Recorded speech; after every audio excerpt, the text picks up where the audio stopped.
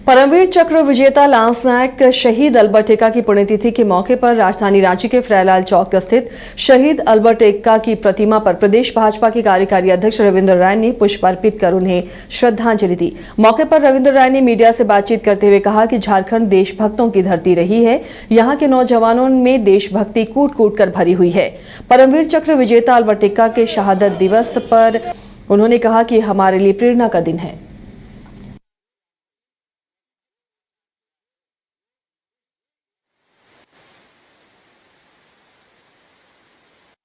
धरती देशभक्तों की धरती रही है और आज भी झारखंड में यहाँ के नौजवानों में देशभक्ति कूट कूट कर भरी हुई है। आज भी सेना में जब बहाली की बात आती है तो सबसे अधिक फौज में भर्ती होने के लिए झारखंड के खास करके आदिवासी समाज से और बाकी अन्य समाज से भी बड़ी संख्या में नौजवान प्रेरित होकर के आगे बढ़ते हैं। आज परमवीर चक्र अल्बर्ट एक्का जी का शहादत दिवस है और ये हमारे लिए बड़े ही प्रेरणा का दिवस है कि झारखंड में देशभक्ति के भाव के साथ इस क्षेत्र के गौरव को बढ़ाने के लिए सभी लोग प्रयत्नशील रहें। खास करके युवाओं से एक बहुत बड़ी उम्मीद होती है और युवाओं के लिए अल्बर्ट एक्का की जो प्रेरणा है देशभक्ति का, वो कई प्रकार के जो सामाजिक और राजनीतिक प्रदूषण फैल रहे हैं उनको दूर करने में उनकी प्रेरणा हमें सहायता देगी। हम उनके चरणों में अपनी श्रद्धांजलि अर्पित करते हैं और हम चाहते हैं कि उनकी अमर आत्मा झारखंड के नौजवानों में देशभक्ति का ज्वार। झारखंड मुक्ति मोर्चा के महासचिव सुप्रियो भट्टाचार्य ने कहा कि झारखंड के 28 आदिवासी सीटों में से हमने 27 सीटों पर जीत हासिल की और अगली बार वो एक भी सीट जीतेंगे। और वहीं उन्होंने भाजपा प्रदेश अध्यक्ष बाबूलाल मरांडी पर भी हमला बोला। उन्होंने कहा कि दर कुछ दिनों से हमारे नेता प्रतिपक्ष सक्रिय हो गए हैं। आगे उन्होंने कहा कि राज्य के बगल में 2 जनजातीय बहुल राज्य हैं, छत्तीसगढ़ और उड़ीसा। दोनों राज्यों में ट्राइबल सीएम है, लेकिन उन्हें ये भी पता नहीं कि वहां उनकी जनजातियां कितनी हैं।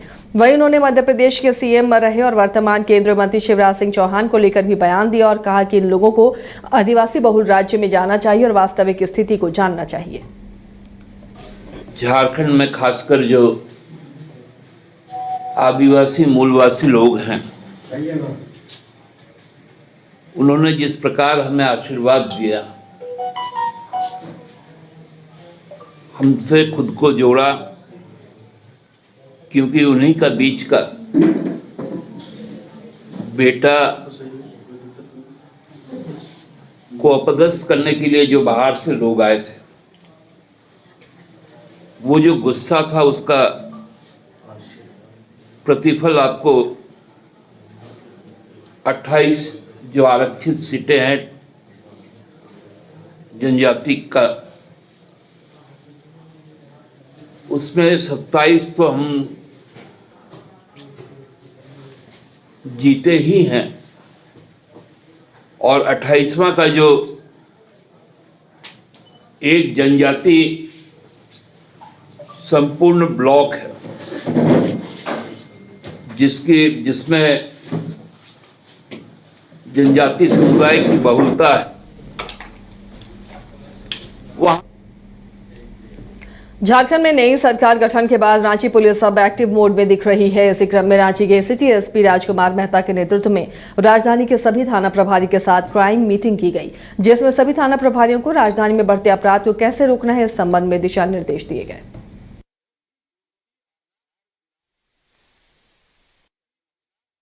देखिए, आज अपराध गोष्ठी का आयोजन हस्ताक्षरी मेरे द्वारा किया गया है, जिसमें राजधानी के सभी थाना प्रभारी जो हैं उपस्थित हैं और इन्हें नई सरकार के गठन के उपरांत किस प्रकार राजधानी में अपराध को रोकना है, इस संदर्भ में इनको डिटेल्स किया जा रहा है।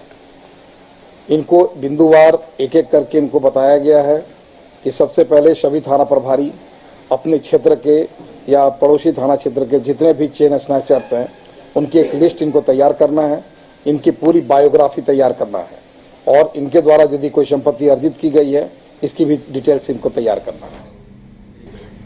देवघर महर्षि महेश योगी संस्थान नोएडा के संचालक अजय प्रकाश श्रीवास्तव ने देवघर स्थित महर्षि महेश योगी संस्थान के छात्रों के साथ आज बाबा मंदिर परिसर में स्थानीय पुरोहितों के द्वारा मंत्रोच्चारण के साथ संकल्प लिया और बाबा बैद्यनाथ पर जलार्पण किया। मौके पर संस्था के संचालक अजय प्रकाश श्रीवास्तव ने बताया कि महर्षि महेश लगातार 70 वर्षों से लोगों की सेवा में जुटे हैं। साथ ही आश्रम खोलकर बच्चों को कर्मकांड, पूजा पद्धति, वेद, योग भी सिखाया जा रहा है ताकि सनातन धर्म बचा रहे। साथ ही कहा कि आश्रम का मुख्य उद्देश्य देश में सभी सुख शांति और अमन चैन से रहें, इसकी कोशिश करना है।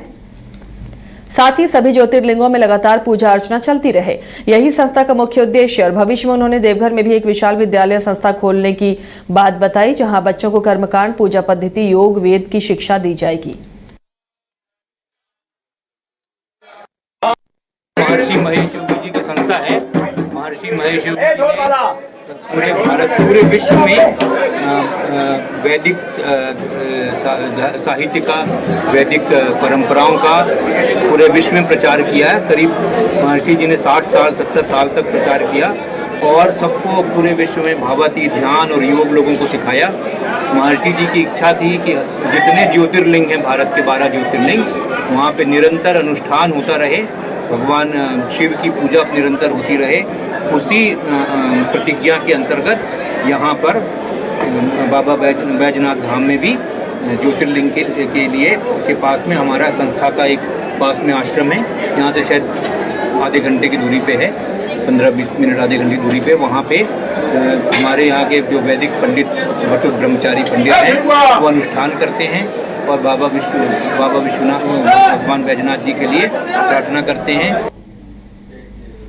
जिला ग्रामीण विकास अभिकरण हजारीबाग के द्वारा और सांसद विकास मत से निर्मित सदर अस्पताल परिसर में स्थित जिला विकलांग पुनर्वास केंद्र बदहाल स्थिति में है। जिस कमरे में विकलांग पुनर्वास केंद्र बनाया गया था, उसे हजारीबाग स्वास्थ्य विभाग ने टीकाकरण केंद्र बना दिया है। कहा जाए तो जिस उद्देश्य से विकलांग पुनर्वास केंद्र बना था, वो अस्तित्व ही खत्म हो गया। पूरे विश्व भर में विश्व विकलांग दिवस मनाया जा रहा है और दूसरी ओर हजारीबाग में जिस केंद्र को दिव्यांगजनों को मुख्य धारा में जोड़ने और आत्मनिर्भर बनाने के लिए तैयार किया गया था, वो इतिहास के पन्नों में दफन हो चुका है।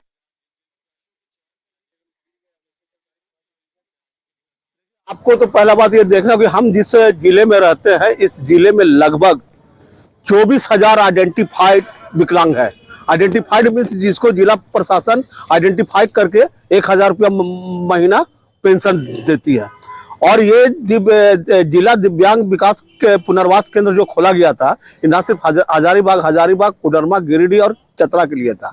और चारों जिला के दिव्यांगों को अगर मिला लीजिए तो ये लगभग दिव्यांगों का 60,000 से पार हो जाता है। और 60,000 दिव्यांगों के साथ हजारीबाग जिला प्रशासन घनघोर अन्याय कर रही है। देखिए, आपको तो पहला बात ये, गुमटी के करीब से मिले देशी कट्टा की गुत्थी गिरिडीह पुलिस ने सुलझा ली है, लेकिन इस गुत्थी को सुनकर आप भी हैरान हो जाएंगे। एक तरफ जहां दोस्ती और प्यार जैसे प्लॉट पर कई हिट फिल्में बॉलीवुड ने दी, वहीं ये कहानी दोस्ती जैसे रिश्तों पर भी कलंक है। गिरिडीह पुलिस की माने तो आरोपी जीतन अपने दोस्त अशोक की मंगेतर से शादी करना चाहता था, इसलिए उसके दुकान के पास हथियार रखकर उसे फंसाने की कोशिश की। उधर पुलिस ने जब पूरे मामले की जांच की तो सच सामने आ गया। फिलहाल आरोपी और उसके दो साथी डब्बू और मनोज को गिरफ्तार कर लिया गया है। बता दें कि पुलिस को गुप्त सूचना मिली कि मुफस्सिल थाना के पपरवा टाड़ स्थित रोड के किनारे गुमटी के बगल में सीमेंट की बोरी भरे बालू में अवैध हथियार और गोली छुपाकर रखे गए हैं।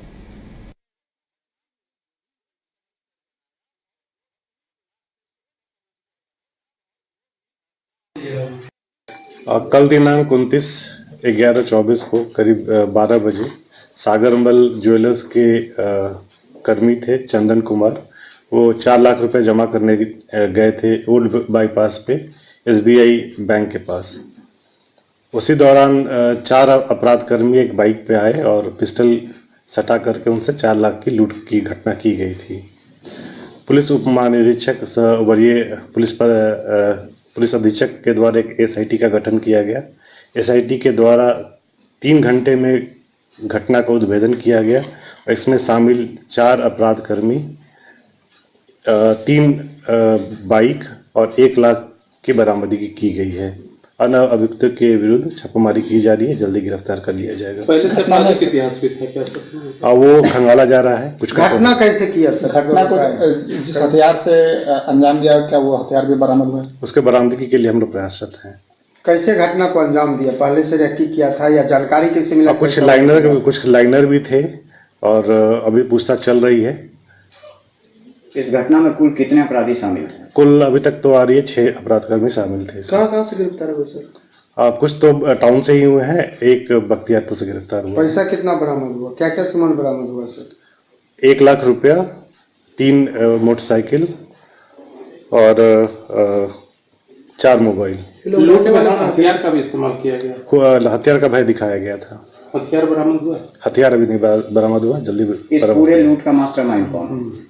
मास्टरमाइंड हम लोग 4 को तो गिरफ्तार किए हैं, बाकी का हम लोग देख रहे हैं। चारों का नाम क्या है सर? चारों का नाम, एक का है अभिषेक कुमार जो बख्तियारपुर का है, रौनक कुमार वो भी बख्तियारपुर का है, बुद्धन वो बाढ़ का है, और एक अंकित राज है जो इस्लामपुर नालंदा का है। क्या किसी का सागरमल ज्वेलर से कोई कांटेक्ट या फिर रेकी कैसे किया? उस बिंदु पर अनुसंधान जारी है। गाड़ी कितनी बरामद हुई सर? 3 मोटरसाइकिल चोरी का भी किया सर? कल दिनांक 29